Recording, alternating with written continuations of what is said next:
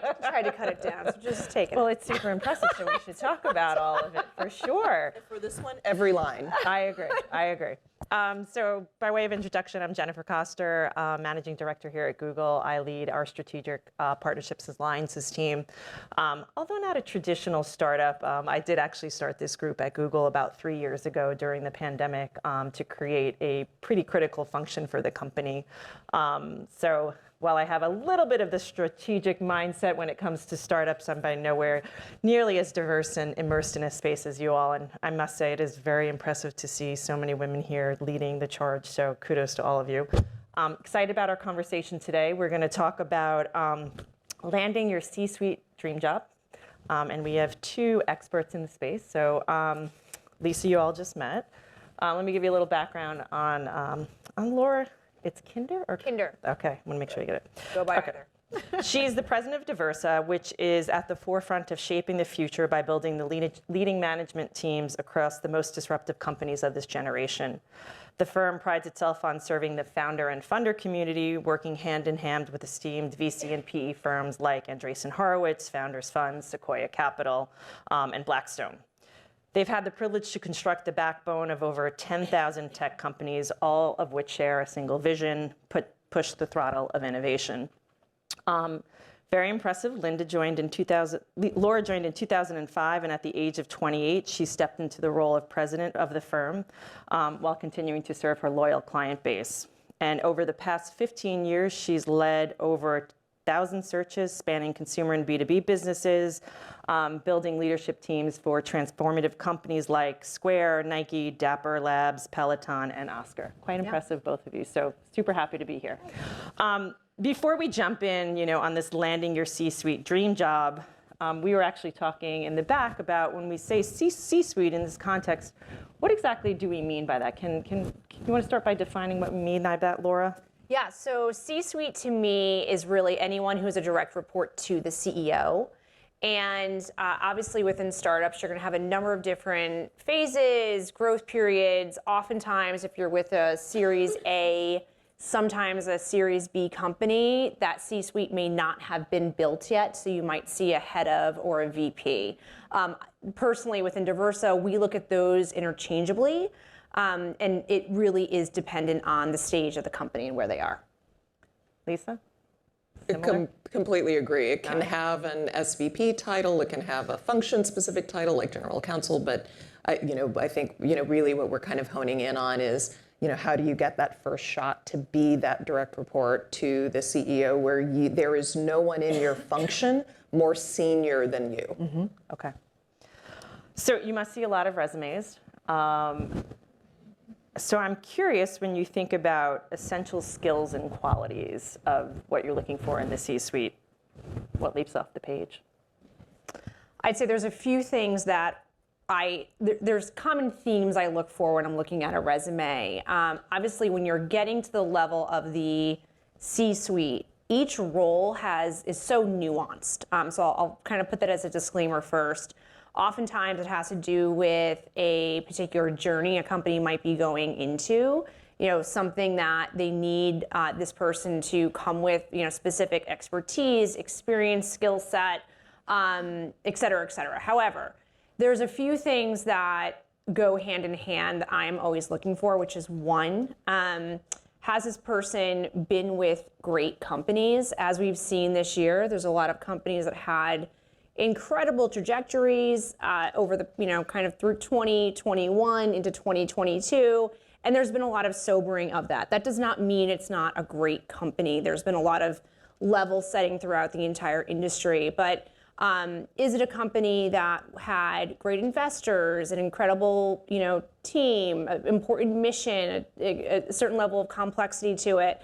That is always really very relevant, as well as the stage and size. The other piece I'd say is the first dead giveaway for me is if I'm looking at someone and they have, been with 5 different companies in 5 years. So what I don't want is someone who's been very jumpy. Obviously, you're going to have situations where something doesn't work out for one reason or another. There's an acquisition, et cetera. That is fine. But when I see that from a common perspective, that's really something you want to make sure you're aware of. Can we stand that point for a second, right? Because there are sometimes circumstances out of people's control. Yep. And if we think about jumpy versus someone making intentional moves, right, to fill gaps within a resume or whatnot, how do you think about them telling that narrative on that piece of paper when they don't have the opportunity to actually verbalize it? I think, well, that's, with the beauty of LinkedIn right now, I think the more that you can put on there, you don't want it to be too long, but sharing why you maybe took a break, or if you left a specific company for a reason, like putting as much on there as you can. Whenever I'm speaking to someone, I always get their story. I'm like, okay, let's start from the beginning. Why did you make this move? What happened? What was going on? What was going on in your psyche? And a lot of times there are very good reasons for someone maybe having a couple of short stints in the period, and being able to look at that more broadly, and making sure that there's no more there.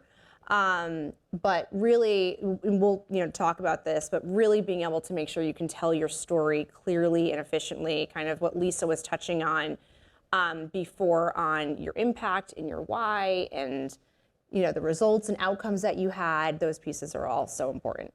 Lisa, let's stay on this theme. When it comes to shortcomings, what are the ones that cause candidates to really fall short when they're pursuing a C-suite role?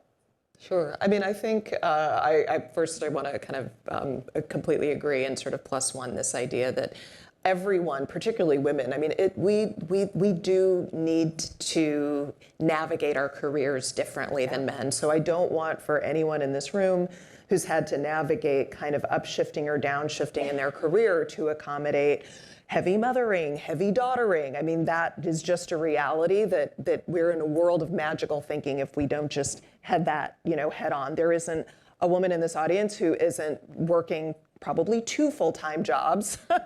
Just one of them we may not be getting paid for. And so it is absolutely okay to kind of have those sorts of transitions. It might not have been okay 20 years ago. I think it was a lot harder to explain navigating one's, career based on life, certain life circumstances. But I actually think now it's actually much, much easier.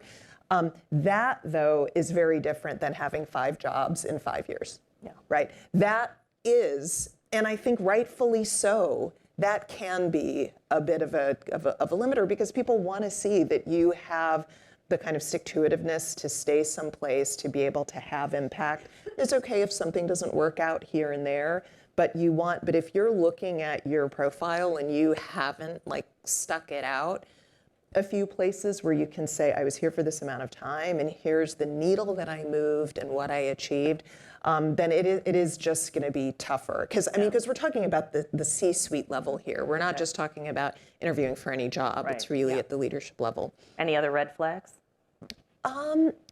Here's one that I think impacts people who have been in a role for a really long time. I have had peers who, after 10 years of doing something or 15 years of being in the same industry, are so exceptional at their work. And what they are not exceptional at is pitching themselves, branding themselves, productizing themselves. And that is going to be perceived not so much as a red flag. It's really that you're putting too much burden on a recruiter, even the best in the world, like the one I'm sitting next to. You're putting too much of a burden on them they should not have to figure out your story. Yeah, I 100% agree there. I think it is very important for everyone in the audience to think about each role that you've had, the impact that you've made. I know we all, a lot of times you default to humility. So the we versus the I. It's okay to say what you drove. It's okay to say, I led this initiative. I drove it with my team in a respectful way. Obviously, you can't be all eyes, because that is not a first team approach. But really, it's super important for you to take the time to prep on your own story. Why did you join the company? What was important to you? Who did you work with? What are the challenges that you faced when, there's a very kind of set of questions that you're going to get.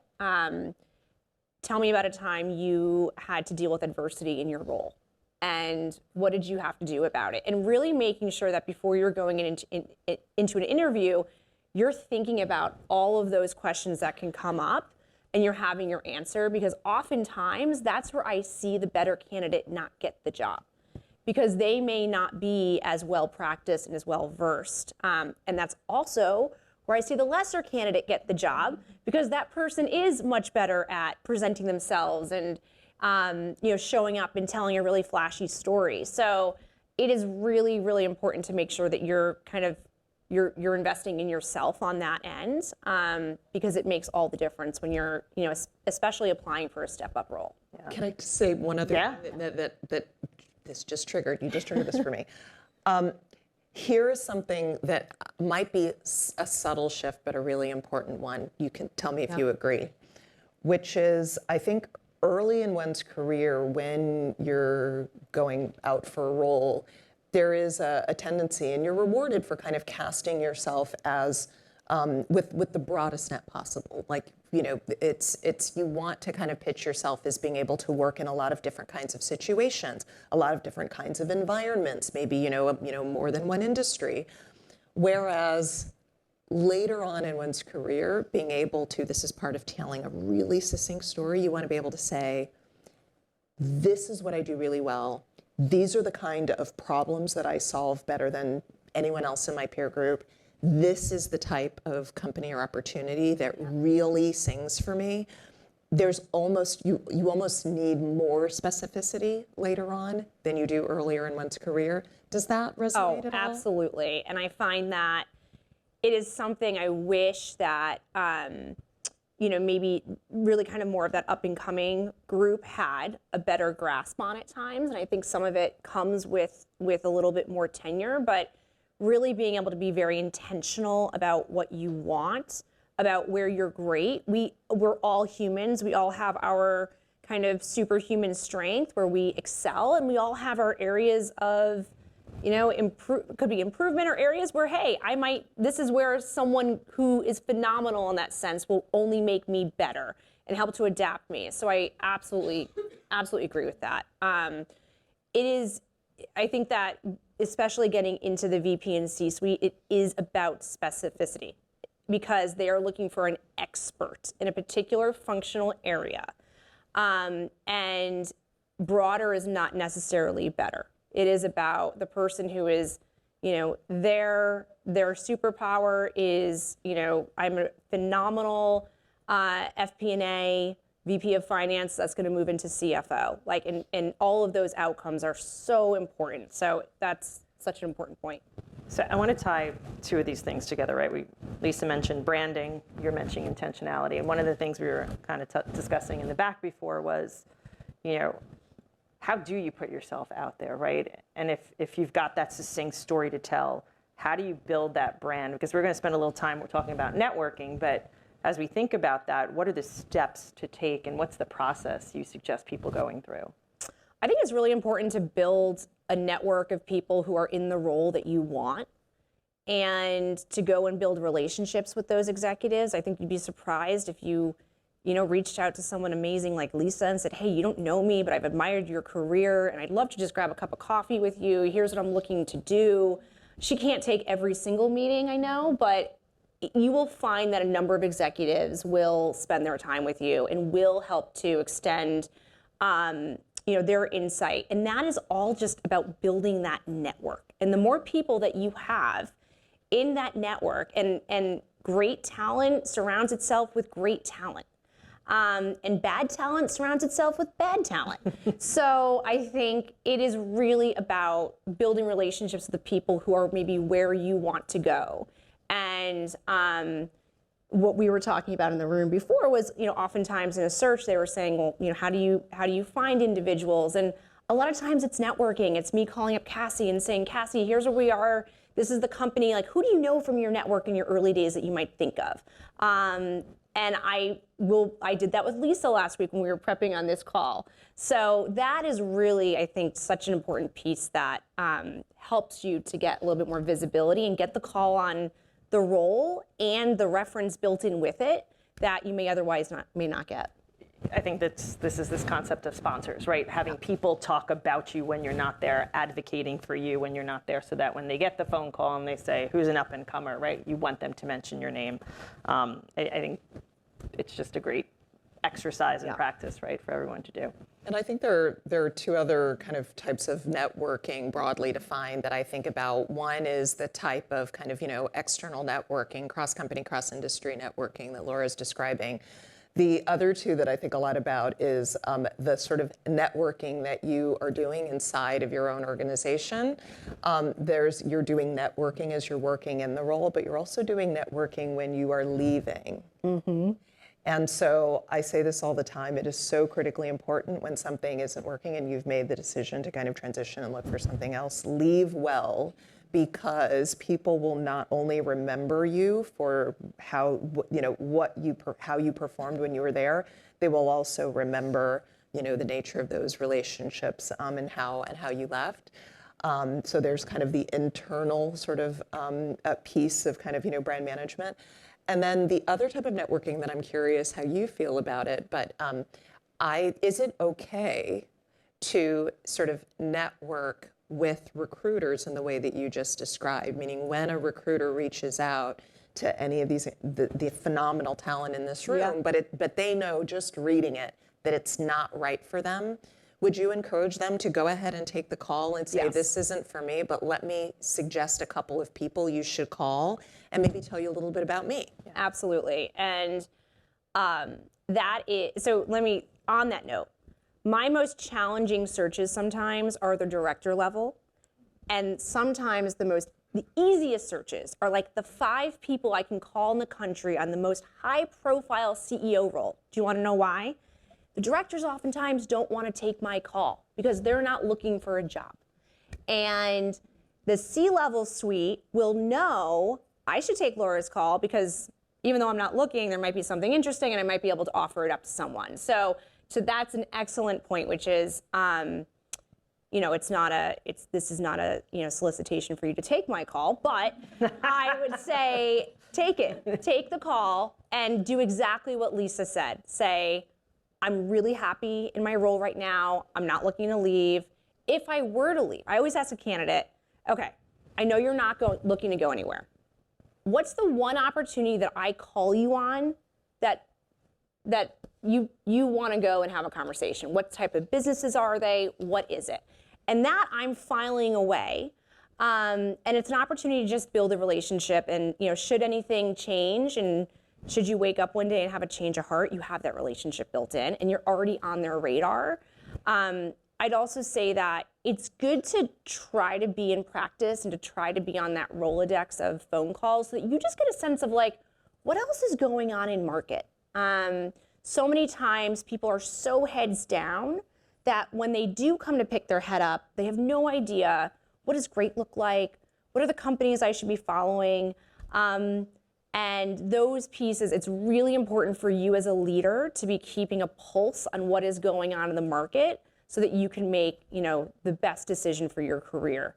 And oftentimes when I'm recruiting an executive, they're not looking, they're happy in their role, but it's more about the opportunity and the growth that, they choose to leave and go do something else.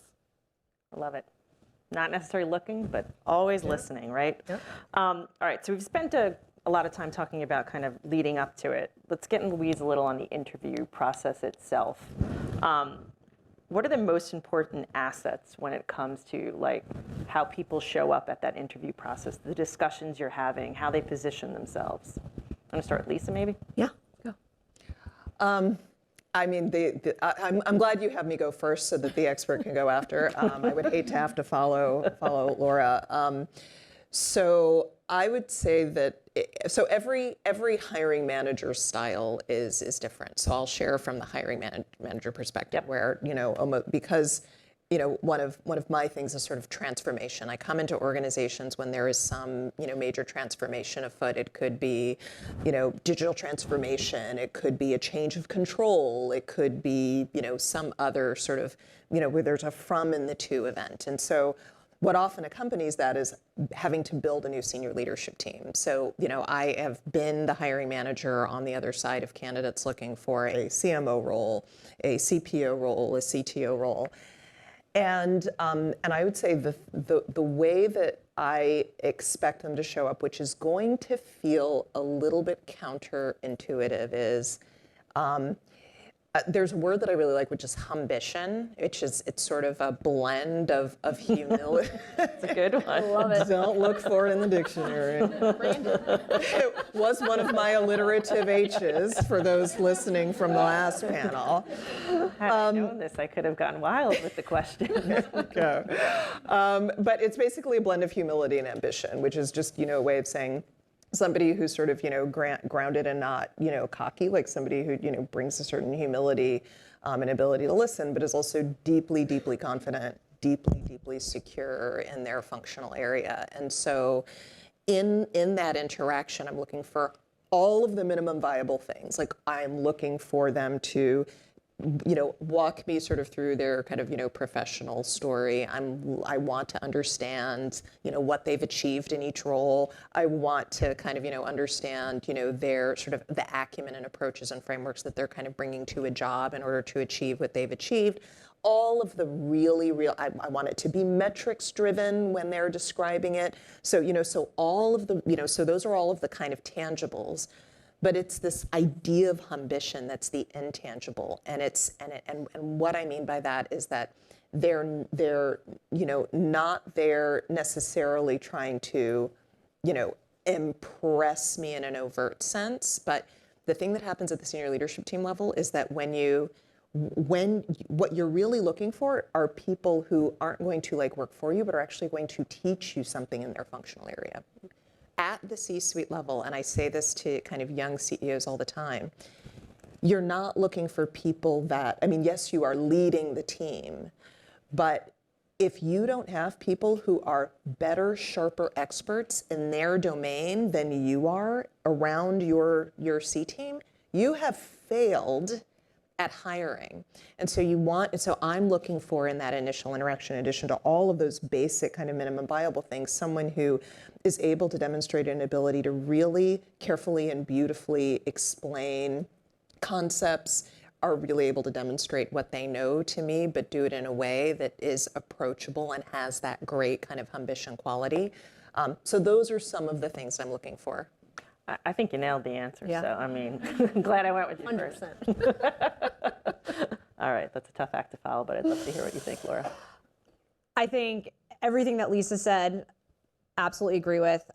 Metrics are very important to me when I'm interviewing someone. I always want to drill in on that, and that is reflective of the impact that you had. So metrics around, growth within the organization, team that you built, any other, important kind of projects you focused on, or, remits and goals that you had to achieve within the company. What were those?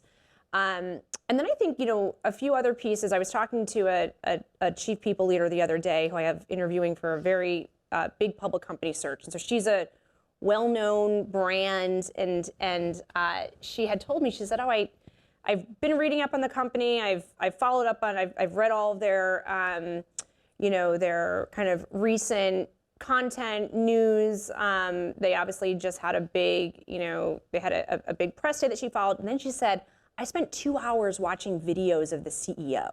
And I was like, why did you do that? She said, because I can figure out all of their isms. And every single leader has different isms. And I can learn so much about their styles that I'm better prepped going into that meeting. So there's a lot of little things that you can do. It's like on one side, yes, making sure that you are able to clearly articulate your experience, your story, your outcomes, your whys, and also why you're excited about the company and excited about the role. And the other piece is the other prep that you do. And making sure that you understand what is the current makeup of the leadership team.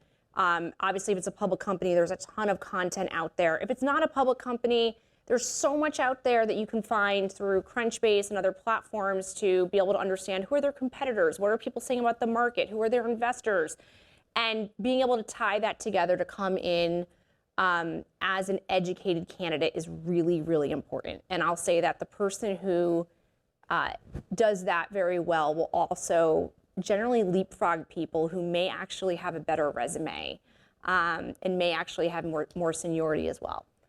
So interesting you mentioned the isms, right? Because part of, I think, when you're looking at a company is what's the cultural fit, right? And so, seeing how the CEO interacts and leads and, for sure, like at Google, culture is a massive, component about how we think about bringing talent in.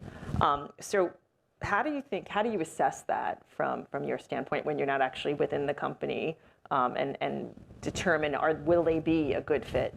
Yeah. On my end, I spend a lot of time with my founders and CEOs when I'm launching a search. I'll spend about an hour with them just on culture. Let's talk about your core values. Let's talk about, give me 2 examples of candidates that have worked out in your organization that came in, and then talk to me about the ones that didn't work out and why.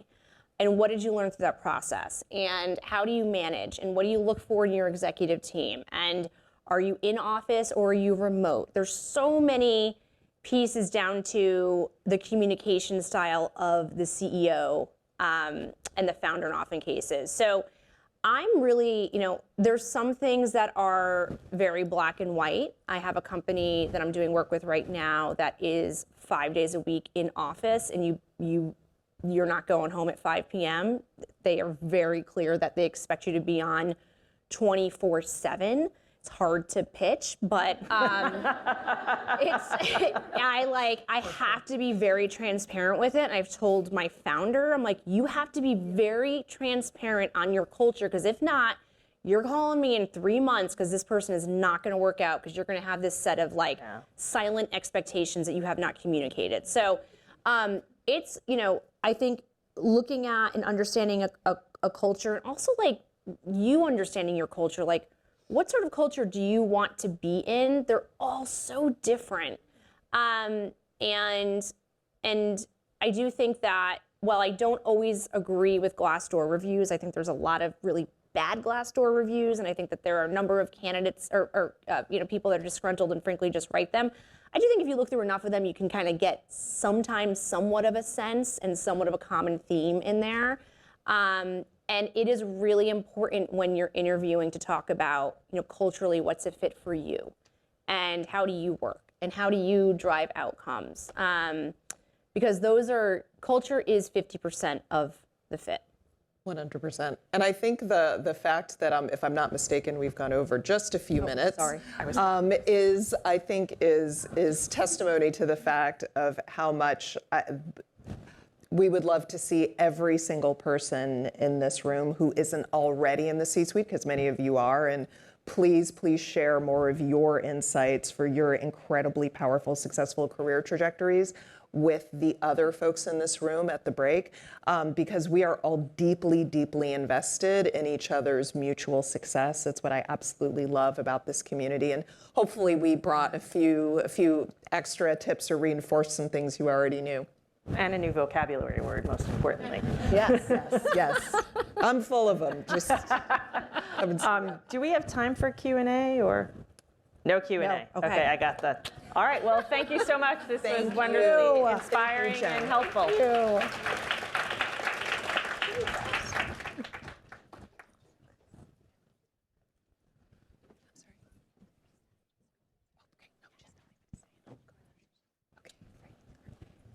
All right. Awesome. Hello, everyone.